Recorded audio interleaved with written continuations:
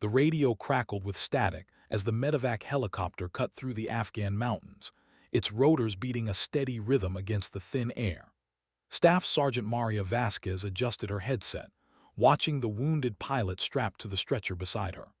The woman's flight suit was torn and bloodied, her face pale beneath the oxygen mask, but her eyes remained alert, scanning the cockpit with the focused intensity of someone who understood aircraft systems better than most.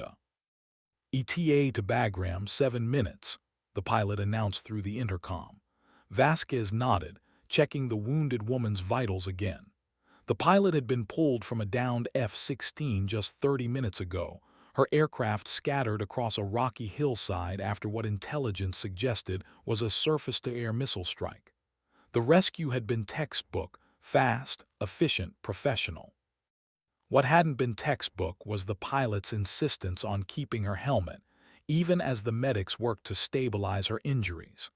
Now, as they flew toward the base hospital, she was reaching for her radio with trembling fingers, her movements deliberate despite the morphine coursing through her system. Need to make a call," she whispered, her voice barely audible over the engine noise. Vasquez leaned closer, assuming the pilot wanted to contact family or command, standard procedure for wounded aircrew. But when the pilot spoke into her radio, her voice carried an authority that made everyone in the helicopter pause. "Overlord, this is Reaper 6-1. Request immediate fire support, grid coordinates follow." Her words were crisp, professional, cutting through the static with practiced precision. Vasquez frowned. Reaper 6-1. She'd been briefed on the pilot's identity. Lieutenant Colonel Elena Kozlov, 38 years old, 15 years of service, recently transferred from a training command. Nothing in her file suggested she was cleared for close air support requests, especially not from a hospital stretcher. The radio responded immediately. "Reaper 6-1, this is Overlord. We have no record of your authorization for fire support. Please identify yourself and your current status." Kozlov's eyes hardened. "Overlord, this is Reaper 6-1. I am currently aboard a medevac helicopter, wounded but operational. I have eyes on enemy positions that were not in your intelligence briefing. They're tracking our flight path. Request immediate close air support before they acquire another target." The helicopter's pilot glanced back nervously. "Ma'am, we're not showing any hostile activity on our screens." Kozlov ignored him, her attention focused entirely on the radio. "Overlord, I am declaring a tactical emergency. The enemy has anti-aircraft capabilities you are not aware of. They are using a frequency-hopping system that won't show up on your standard detection equipment. I need fast movers on station immediately." Vasquez felt a chill run down her spine. This wasn't the rambling of a wounded pilot in shock. This was someone who knew exactly what she was talking about, someone whose call sign carried weight she was only beginning to understand. The mountains stretched endlessly below them, their peaks shrouded in shadows that suddenly seemed less empty, more threatening. Something was wrong. Something had been wrong from the moment they'd pulled Kozlov from that wreckage. And now, 30,000 feet above the Hindu Kush, the real story was about to begin. Overlord's response came through with barely concealed urgency. "Reaper 6-1, we are scrambling assets to your location. Maintain current heading and altitude. ETA on fast movers 6 minutes." The transformation was immediate. The casual professionalism in the radio operator's voice had been replaced by something sharper, more focused. Vasquez watched as the helicopter's pilot straightened in his seat, his hands moving across the controls with renewed precision. Even the co-pilot was checking systems that had been running smoothly moments before. "How did you know?" Vasquez asked, leaning closer to Kozlov's stretcher. Kozlov's eyes never left the radio. "Because I've been tracking this cell for 3 months. My F-16 wasn't shot down by accident, it was bait." She paused, wincing as pain shot through her left shoulder. "They wanted me to lead them to something bigger."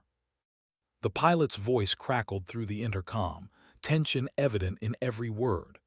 Reaper 6-1, we're showing multiple radar contacts bearing 270, altitude Angels 15 and climbing. They're moving fast.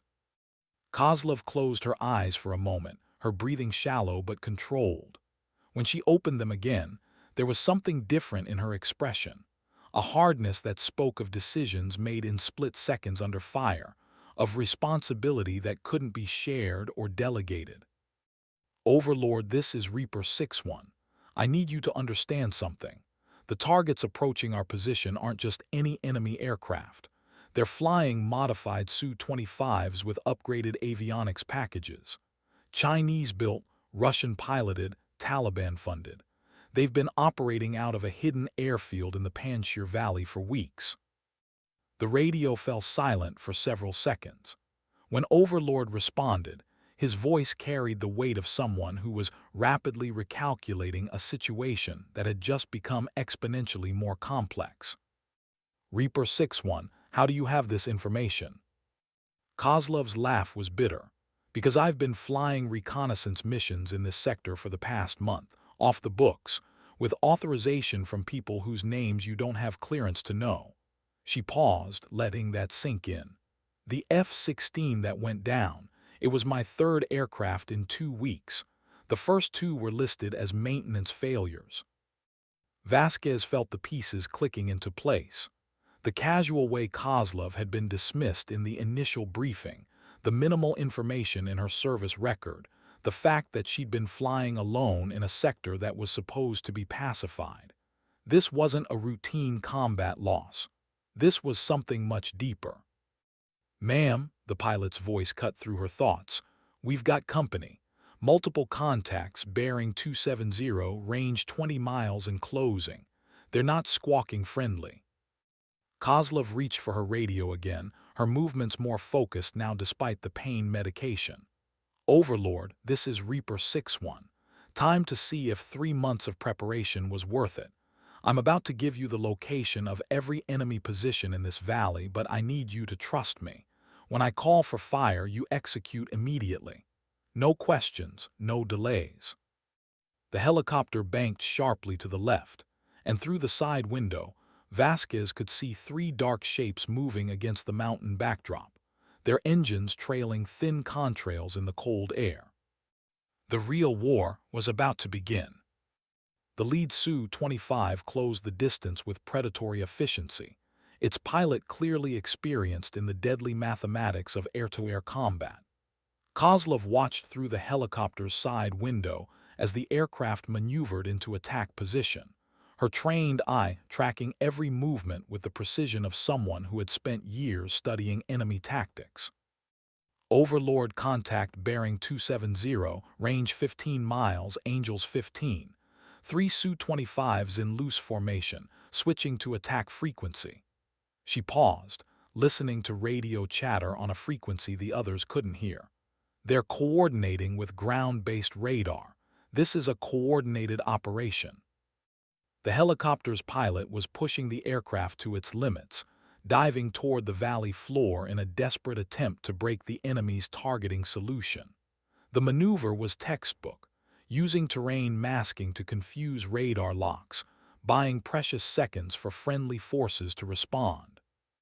But Kozlov knew it wouldn't be enough, not against pilots who had been planning this engagement for weeks.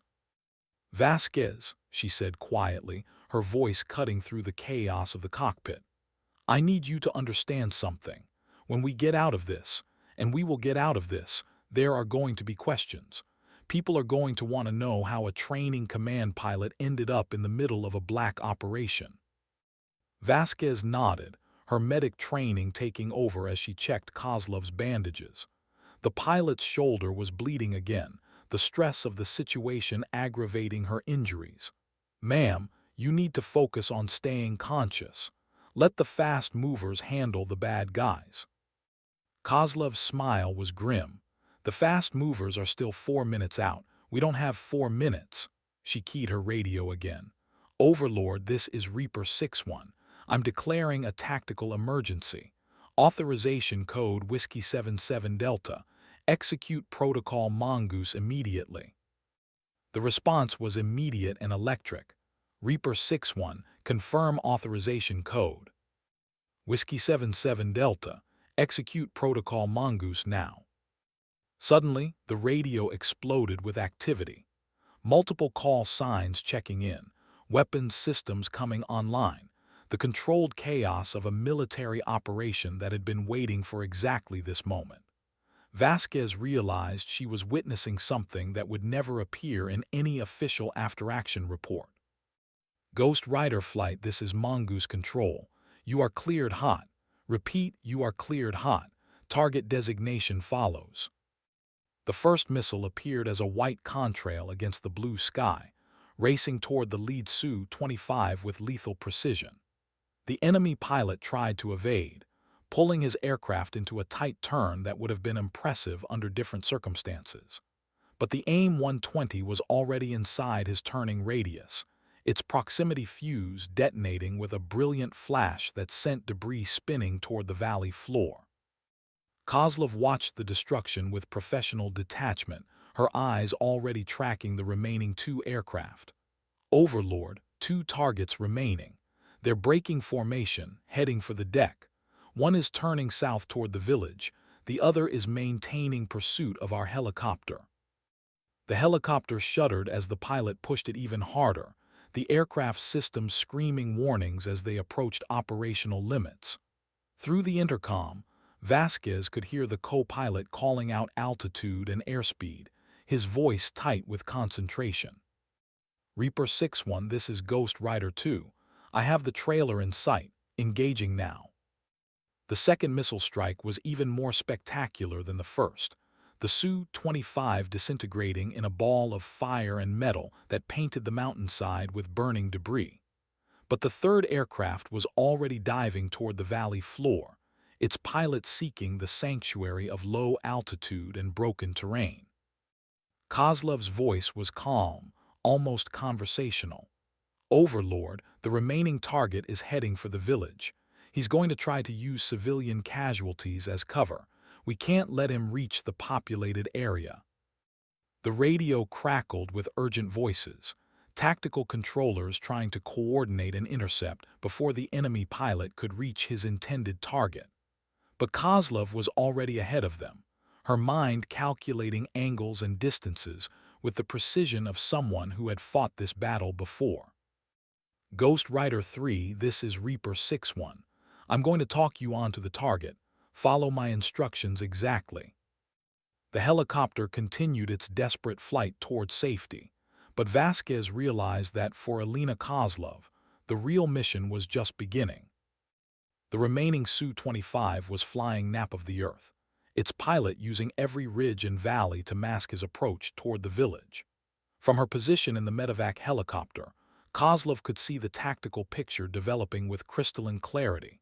The enemy aircraft weaving between mountain peaks, the pursuing F-16 struggling to maintain visual contact, the innocent civilians below who had no idea death was racing toward them at 400 knots. Ghost Rider 3, this is Reaper 6-1. Target is currently in the valley 2 clicks south of Checkpoint Bravo. He's following the river line, altitude approximately 300 feet above ground level. Her voice was steady, professional, the voice of someone who had done this countless times before. Reaper 6-1, this is Ghost Rider 3. I have you on scope, but I'm not seeing the target. These valleys all look the same from up here. Kozlov closed her eyes, picturing the terrain from memory. 3 months of flying in this sector had burned every ridge, every valley, every potential hiding place into her mind. Ghost Rider 3, look for the bend in the river that resembles a horseshoe. The target will be coming around that bend in approximately 30 seconds. Vasquez watched in fascination as Kozlov orchestrated the engagement from her hospital stretcher, her injured body serving as a command center for an operation that spanned dozens of square miles. The pilot's hands moved constantly, adjusting her radio, checking her watch, monitoring the helicopter's navigation display, as if she were flying by proxy through the pursuing F-16. Contact, Ghost Rider 3 has visual on the target. He's exactly where you said he'd be, Reaper 6-1, requesting permission to engage. Negative, Ghost Rider 3. He's too close to the village. I need you to force him to turn north, toward the open valley. Use your presence to pressure him away from the populated area. The radio crackled with acknowledgement, and Vasquez could imagine the F-16 pilot diving toward the fleeing Su-25, using the threat of engagement to herd the enemy aircraft away from innocent civilians. It was a high-risk maneuver that required split-second timing and absolute trust between the ground controller and the pilot. He's turning north, Reaper 6-1. The target is heading away from the village, but he's gaining altitude. I think he's trying to escape over the ridge line. Kozlov's eyes snapped open. Negative. He's not trying to escape. He's trying to gain altitude for a bombing run on the forward operating base. She paused, her mind racing through the tactical implications. Ghost Rider 3, you have maybe 60 seconds before he clears the ridge and has a clear shot at our people. The helicopter's pilot glanced back nervously. Ma'am, the FOB is where we're headed, if that Su-25 gets through. He won't get through. Kozlov's voice carried absolute certainty. Ghost Rider 3, this is Reaper 6-1. I'm going to give you a firing solution that will put you in perfect position for a shot, but you're going to have to trust me completely. Reaper 6-1, I'm listening. Turn to heading 090, descend to Angels 8. In 20 seconds, you'll see a narrow valley opening up on your right. The target will be climbing out of that valley, and you'll have a 3-second window for a clean shot. The radio fell silent except for the sound of the F-16's engine straining as the pilot maneuvered into position. Vasquez found herself holding her breath, aware that she was witnessing something extraordinary. A wounded pilot, barely conscious, directing a precision engagement from the back of a medical helicopter. Reaper 6-1, I'm in position.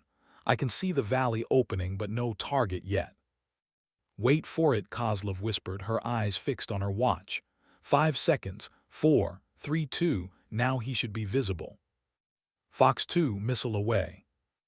The silence that followed seemed to last forever, broken only by the steady rhythm of the helicopter's rotors and the distant sound of the explosion echoing off the mountain walls. Splash 1 Su-25, target destroyed, nice work Reaper 6-1. Kozlov allowed herself a small smile before closing her eyes again. Overlord, this is Reaper 6-1. Area is secure. Requesting permission to continue to medical facility. The radio crackled with acknowledgement, but Vasquez could hear something else in the background. Voices discussing call signs, clearance levels, and operational authorities that were clearly above her pay grade. Alina Kozlov had just revealed herself to be something much more than a training command pilot. And judging by the activity on the radio, a lot of very important people were suddenly very interested in having a conversation with Reaper 6-1. The helicopter's approach to Bagram was unusually crowded. As they descended toward the landing pad, Vasquez could see vehicles positioned around the perimeter, not just the usual medical response team, but military police, intelligence personnel, and at least 3 officers whose rank insignia suggested they were far too senior to be meeting a routine medical transport. Looks like you've got a welcoming committee, the pilot observed, his voice carrying a mixture of curiosity and concern. Kozlov opened her eyes and looked out the window, her expression unreadable. Standard procedure when a classified operation goes public, she said quietly. They need to control the narrative before it gets out of hand. As the helicopter touched down, Vasquez began preparing for the normal transition to the medical facility. But before she could move, Kozlov's hand gripped her arm with surprising strength. Vasquez, I need you to listen carefully. In about 5 minutes, people are going to start asking you questions about what happened up there. What you saw, what you heard, what I said on the radio. Her eyes were intense, focused. You're going to tell them the truth, all of it. Ma'am, I don't understand. Isn't this classified? Kozlov's smile was sad. It was classified. But the moment I used Protocol Mongoose, it became something else entirely. The people who are about to debrief you need to know exactly what happened, because what happened up there was 3 months of intelligence work paying off in ways that are going to change how we fight this war. The helicopter's engines wound down as the medical team approached. Through the window, Vasquez could see the organized chaos of a major incident response, stretchers being prepared, medical equipment being wheeled into position, and in the background the steady presence of armed guards. "Ma'am, who are you really?" Vasquez asked as the medical team began to board the helicopter. Kozlov was quiet for a long moment, her eyes distant. 3 months ago, I was Lieutenant Colonel Elena Kozlov, F-16 instructor pilot at Nelly's Air Force Base. I had a nice office, a regular schedule, and a reputation for being slightly too aggressive in my teaching methods. She paused as the medics began to transfer her to a proper stretcher. Then someone noticed that I spoke fluent Russian and had grown up in a military family that specialized in Soviet-era tactics. The pieces were starting to fall into place. Your intelligence. I'm a pilot who got recruited for a very specific mission. The Su-25s we just engaged. They've been operating in this sector for weeks, using tactics that nobody in the conventional forces understood. Someone needed to get close enough to figure out their operational patterns, their communication methods, their weaknesses. As they moved toward the hospital, Vasquez could see the debriefing team waiting. Senior officers, intelligence personnel, and at least one civilian wearing the kind of suit that suggested he worked for an agency that didn't advertise its existence. So the crashes, the wounded pilot routine, all of it was planned. Kozlov's expression darkened. The crashes were real. The wounds are real. The only thing that was planned was putting me in a position where I could observe the enemy without them realizing they were being watched. She winced as the stretcher hit a bump. What we didn't plan for was them figuring out who I was and deciding to make a coordinated attack on a medical transport. They reached the hospital entrance, and Vasquez could see the debriefing team moving into position. But before they could separate, Kozlov grabbed her arm one more time. "Vasquez, there's something else you need to know. The call sign Reaper 61 isn't just a random designation.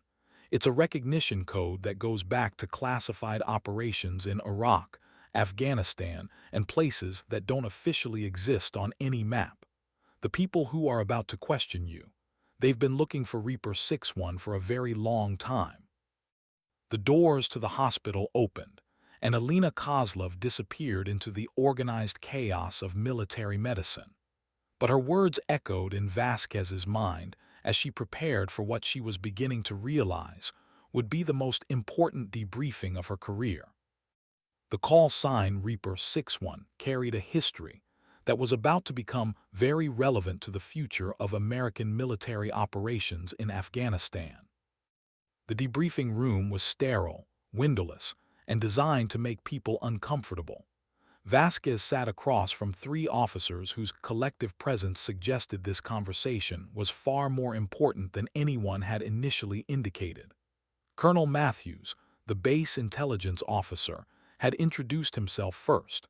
Major Chen from Air Force Special Operations had nodded politely but hadn't said much.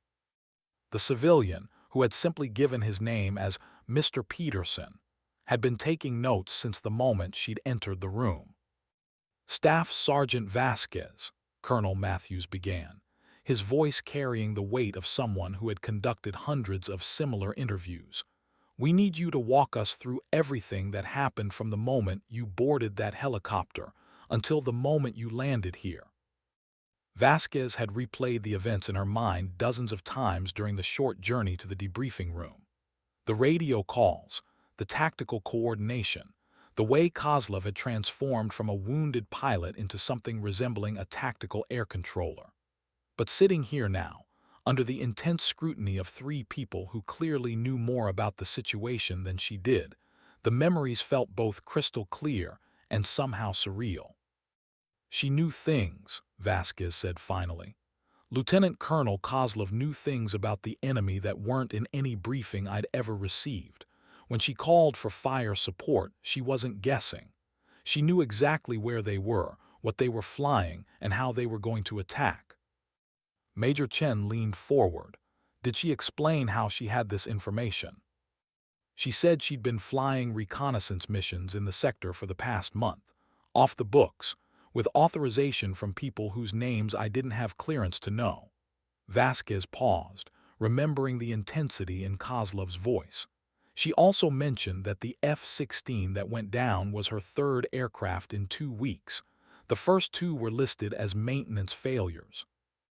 The 3 officers exchanged glances. Mr. Peterson made another note. Staff Sergeant, Colonel Matthews continued, I want you to focus on the radio communications. The call sign she used, the protocols she referenced, the way other units responded to her commands. Can you describe that in detail? Vasquez closed her eyes, trying to recreate the exact sequence of events. When she first called for fire support, she used the call sign Reaper 61. The response was immediate, not just acknowledgement but immediate deployment of assets. When they questioned her authority, she gave them an authorization code. Whiskey 77 Delta, I think. And then she said something about Protocol Mongoose. The reaction was immediate and electric. Major Chen sat back in his chair, his expression shifting from professional curiosity to something approaching shock. Mr. Peterson's pen stopped moving. Colonel Matthews was quiet for a long moment before speaking. Staff Sergeant, I want you to think very carefully about this next question. Are you absolutely certain she said Protocol Mongoose? Yes, sir. And whatever that protocol is, it changed everything. The entire radio net shifted from questioning her authority to complete compliance. Assets were deployed, weapons systems came online, and everyone started treating her like she was running the entire operation. Mr. Peterson spoke for the first time, his voice carrying the flat, emotionless tone of someone who dealt in secrets for a living. Staff Sergeant Vasquez, what I'm about to tell you is classified at the highest levels. Protocol Mongoose is an operational authorization that hasn't been used in over 3 years. It's reserved for deep cover intelligence operations that require immediate tactical support without normal command authorization. The pieces were starting to fall into place, but the picture they formed was more complex than Vasquez had imagined. So Lieutenant Colonel Kozlov was running a classified operation. Not running, Colonel Matthews corrected. She was the primary asset in a classified operation. The difference is significant. Major Chen opened a folder that had been sitting on the table since the beginning of the interview. Staff Sergeant, I'm going to show you some photographs. I want you to tell me if you recognize any of these aircraft. The first photograph showed a Su-25 in flight, its distinctive profile unmistakable against a desert background. The second showed the same aircraft on the ground, surrounded by maintenance equipment that looked suspiciously advanced for a Taliban-operated facility. The third photograph showed something that made Vasquez's blood run cold, a formation of 3 Su-25s flying in loose formation, their markings visible even from a distance. These are the aircraft that attacked your helicopter, Major Chen said quietly. These photographs were taken by Lieutenant Colonel Kozlov during her reconnaissance missions.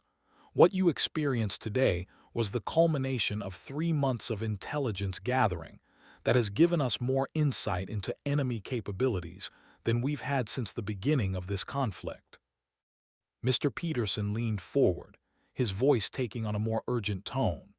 Staff Sergeant, the call sign Reaper 61 belongs to one of the most successful intelligence pilots in the history of American military aviation. Her real name is classified, her service record is classified, and until today, her current location was classified. What happened in that helicopter was the moment when 3 months of deep cover work shifted from intelligence gathering to direct action. Vasquez felt the weight of the revelation settling over her. So everything, The crashes, the wounded pilot routine, the medical evacuation, all of it was part of the operation. Not all of it, Colonel Matthews said grimly. The wounds were real, the aircraft losses were real, and the danger you face today was very real. What you witnessed was an intelligence operation that had reached the point where the asset had to choose between maintaining her cover and saving lives. The room fell silent as the implications sank in. Vasquez had been present at the moment when one of the military's most classified operations had gone public, when a deep-cover pilot had sacrificed months of careful positioning to prevent a terrorist attack on American forces. "What happens now?" she asked. Mr. Peterson closed his folder. "Now, Staff Sergeant Vasquez, you become part of a very small group of people who know that Reaper 61 is still operational, and you help us figure out how to continue her mission now that her cover has been blown." The war in Afghanistan was about to change, and Maria Vasquez had become an unlikely witness to the moment when intelligence work transformed into something much more dangerous. The medical wing of Bagram Air Base was buzzing with activity that seemed disproportionate to a single wounded pilot. As Vasquez made her way through the corridors after her debriefing, she noticed the increased security presence, armed guards at key intersections, restricted access signs that hadn't been there that morning, and the kind of purposeful movement that suggested a major operation was underway. Alina Kozlov was in the intensive care unit, her condition listed as stable but serious. The official story was that she was a training command pilot who had been shot down during a routine familiarization flight. The unofficial story, which was already spreading through the intelligence community, was far more complex.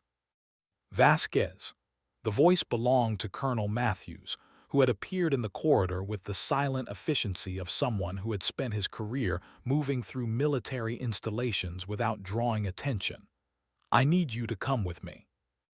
They walked through a series of corridors that Vasquez had never seen before, past doors marked with security classifications that were above her clearance level. Finally, they stopped at a door marked simply Conference Room C. Inside, the room was filled with people whose presence suggested this was far more than a routine post-incident meeting. General Morrison, the base commander, sat at the head of the table. Major Chen was there, along with Mr. Peterson and several other individuals whose civilian clothes and careful expressions marked them as intelligence professionals. "Staff Sergeant Vasquez," General Morrison began, his voice carrying the authority of someone who had commanded troops in combat for over 2 decades. "You've been asked here because you are one of only 3 people who witnessed the events in that helicopter today. Your testimony has helped us understand the scope of what Lieutenant Colonel Kozlov has been doing for the past 3 months." Vasquez took a seat, acutely aware that she was probably the lowest-ranking person in the room by a significant margin. "Sir, I'm not sure I understand why my presence is necessary." Mr. Peterson opened another folder, this one significantly thicker than the one from the debriefing. "Staff Sergeant, what you witnessed today was the culmination of Operation Nightfall, a classified intelligence gathering mission that has been running for the past 4 months. Lieutenant Colonel Kozlov, or Reaper 61, has been our primary asset in understanding how enemy forces have been operating in this sector." He slid a photograph across the table. It showed a hidden airfield carved into a mountain valley, with several aircraft parked in camouflaged revetments. This facility was photographed by Lieutenant Colonel Kozlov 3 weeks ago. Until today, it was the most sophisticated enemy installation we discovered in Afghanistan. General Morrison leaned forward. "Staff Sergeant, the intelligence that Reaper 61 has gathered has given us targeting information on over 40 enemy positions, detailed technical specifications on modified aircraft that we didn't know existed, and communication intercepts that have prevented at least 6 planned attacks on American forces." Major Chen added, "The 3 aircraft that attacked your helicopter today were operating from this facility. Their elimination represents the successful completion of a mission that began when Lieutenant Colonel Kozlov first reported unusual radar signatures in this sector. Vasquez studied the photograph, beginning to understand the scope of what she had witnessed. So the helicopter attack was planned. Not planned, Mr. Peterson corrected. Anticipated. Lieutenant Colonel Kozlov's intelligence work had identified this facility and its capabilities. We knew that eventually they would realize they were being watched. What we didn't anticipate was how quickly they would move to a direct attack. General Morrison stood, moving to a map display that showed the entire sector. Staff Sergeant, what you experienced today was the moment when an intelligence operation transitioned to direct action. Reaper 6-1 made a decision to break cover in order to protect American lives. That decision has had consequences that extend far beyond this base. The general pointed to several locations on the map. Based on the intelligence that Lieutenant Colonel Kozlov has provided, we are launching coordinated strikes on enemy positions throughout this sector. The operation will begin in 6 hours and will involve assets from multiple services and allied nations. Vasquez felt the weight of realization settling over her. So the helicopter attack was the beginning, not the end. Exactly, Mr. Peterson said. The enemy's decision to target a medical transport was their declaration that they knew about Reaper 6-1's mission. Our response will be to eliminate every target she has identified over the past 3 months. Major Chen opened a secure communication device. Staff Sergeant, we need you to understand that your role in this operation is not finished. Lieutenant Colonel Kozlov has requested that you be present during her full debriefing. She believes that your medical training and your observations during the helicopter engagement will be crucial to understanding how the enemy's tactical communications work. The room fell silent as the implications became clear. Vasquez had gone from a routine medical transport to being a participant in one of the most significant intelligence operations of the war. "What exactly are you asking me to do?" she asked. General Morrison returned to his seat. "We're asking you to help us understand how a wounded pilot managed to coordinate a successful air engagement from the back of a medical helicopter. Because if we can understand that, we can understand how to use her intelligence more effectively in the operations that are about to begin."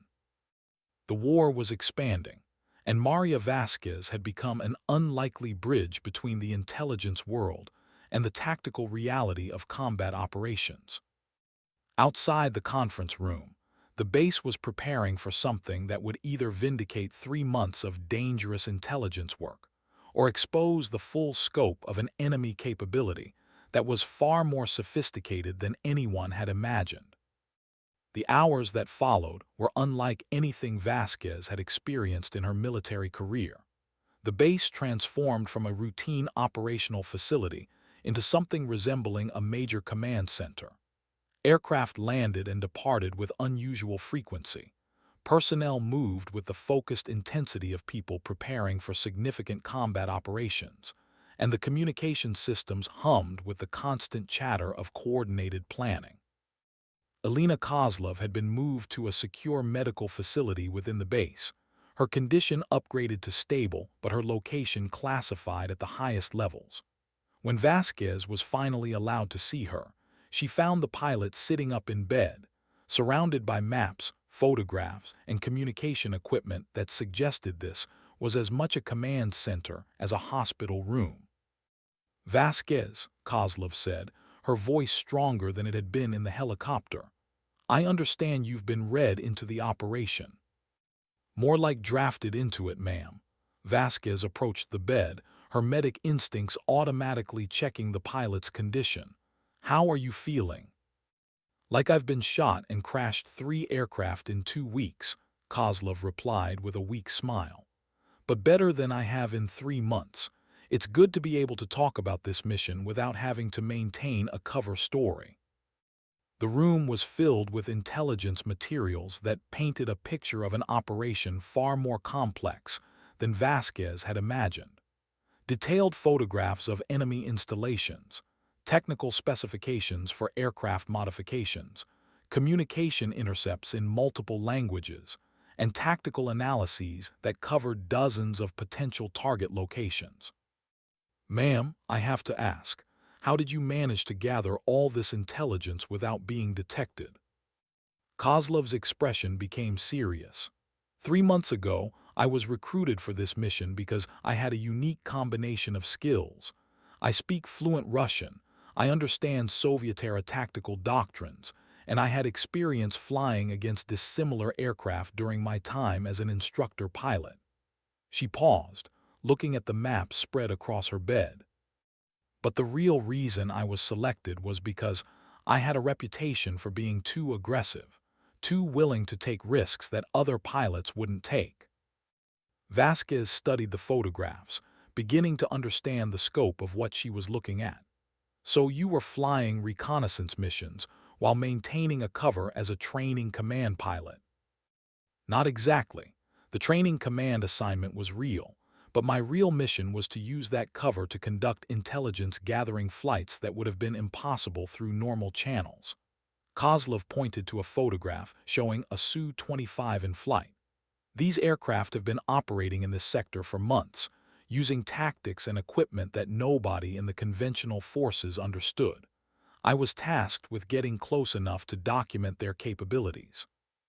Major Chen entered the room, carrying a secure communication device. Reaper 6-1, we need your final assessment on the target package. Operation Nightfall goes active in 4 hours.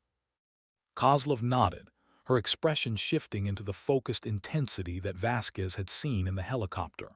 Major, based on my observations and the intelligence I've gathered, I recommend prioritizing targets in the following order. She pointed to specific locations on the map. The hidden airfield is the primary target. It's their operational center and their most defended position. The secondary targets are the radar installations that provide early warning coverage for the valley. What about the surface-to-air missile sites? Major Chen asked. Those are decoys, Kozlov replied without hesitation. The real anti-aircraft capability is mobile, truck-mounted systems that move constantly throughout the sector. I've tracked their movement patterns, and they follow a predictable schedule based on the terrain and the availability of concealment. Vasquez watched as the two officers discussed technical details that were far beyond her understanding. But she was beginning to realize that Elena Kozlov possessed a level of tactical knowledge that went far beyond normal pilot training. Ma'am, how did you learn to analyze enemy tactics like this? Kozlov smiled, but there was something sad in her expression. My father was a Soviet Air Force colonel who defected.